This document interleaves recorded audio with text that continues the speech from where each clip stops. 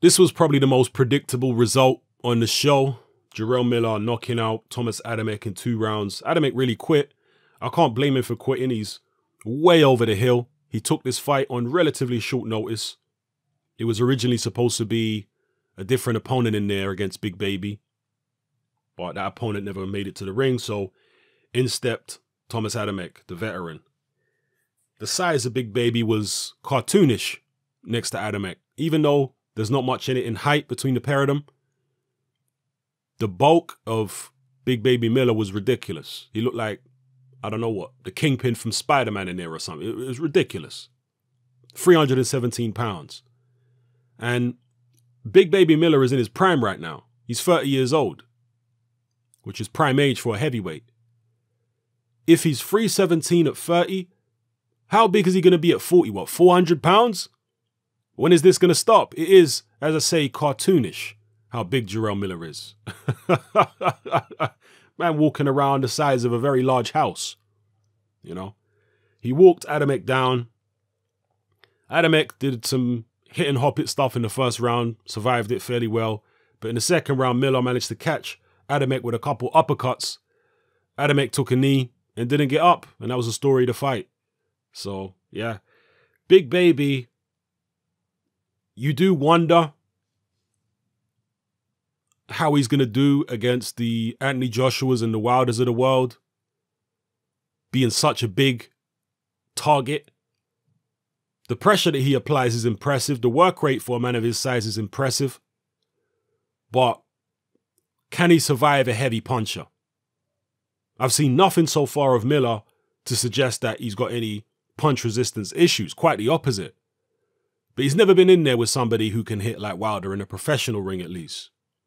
In a professional boxing ring at least. He's never been in there with somebody like Wilder or a Joshua. So his chin is so important in this situation because of the fact that he will get hit. Not exactly a difficult target. Man weighs over 300 pounds at 6'4". So, yeah, his chin is going to be very, very important in terms of whether he has success at the highest level.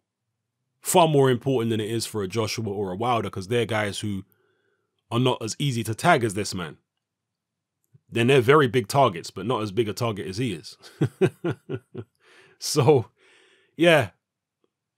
Baby Miller got the predictable win in 2 rounds against the totally over-the-hill, washed-up Tomasz Adamek. And one thing that did surprise me about this fight, though, the only thing that surprised me, was the amount of support that Tomasz Adamek still gets from the Polish fans.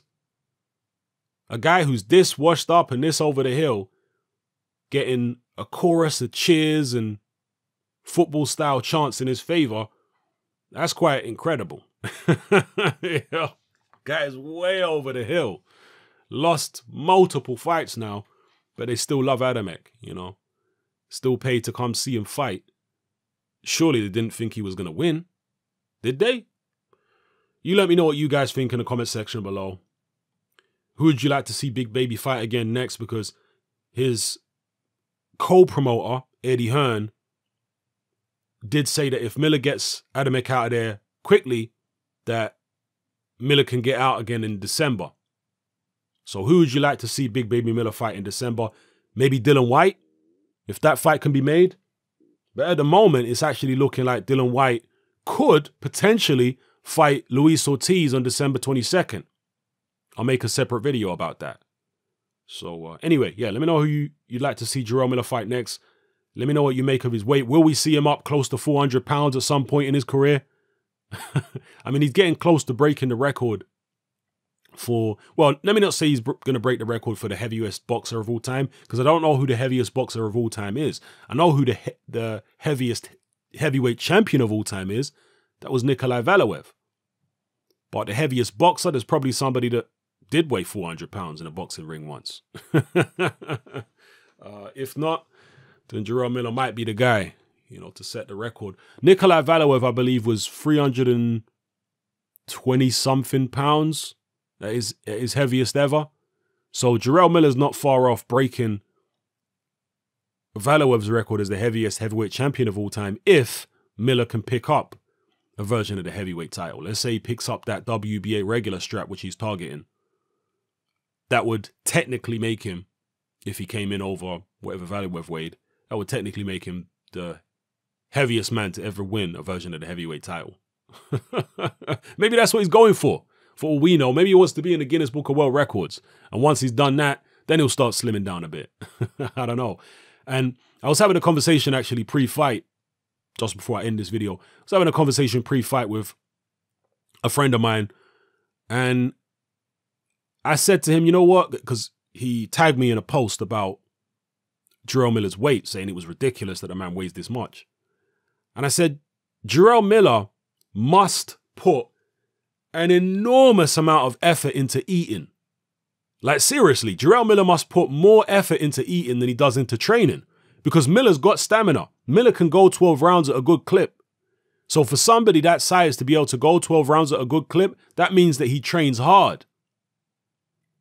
So to be weighing 317, he must eat an incredible amount of food. Like he must have to put so much effort into eating that it's like a workout in itself. Seriously. And I said to my friend, Jarrell Miller must have the kind of workout and eating program as a strongman. You know those people who compete in strongman competitions like the world's strongest man and stuff like that? A lot of them have the same kind of physique as Jarrell Miller. The same kind of weight and size and physique. Yeah. And I imagine that his diet is similar to a lot of those strongmen. That he just absolutely packs in the calories at all costs. That's what these strongmen do. He's got the kind of diet and workout routine apparently as one of these strongmen. So yeah, I'll leave you with that. Let me know how you feel in the comment section below. It's happening, I'm out. Join me on Patreon. I upload a minimum of 2 podcasts every single week, covering a wide variety of controversial topics, as well as live stream Q&A sessions. Take a look on screen right now at some of the podcasts I've produced so far. For just $3 a month, the equivalent of about £2 a month, you get access to all my new podcasts and my entire back catalogue of past podcasts, including my popular Confessions of a Nightclub Bouncer series. You can listen on your computer or on your smartphone or tablet by downloading the Patreon app from the Google Play Store or the App Store for free. The Patreon app also allows you to download each podcast in MP3. For less than the price of a cup of coffee, you get access to dozens of hours of exclusive content. It's easy to sign up, there's no contract, and you can cancel at any time. So come and join our community of free and critical thinkers by signing up with me here on Patreon today.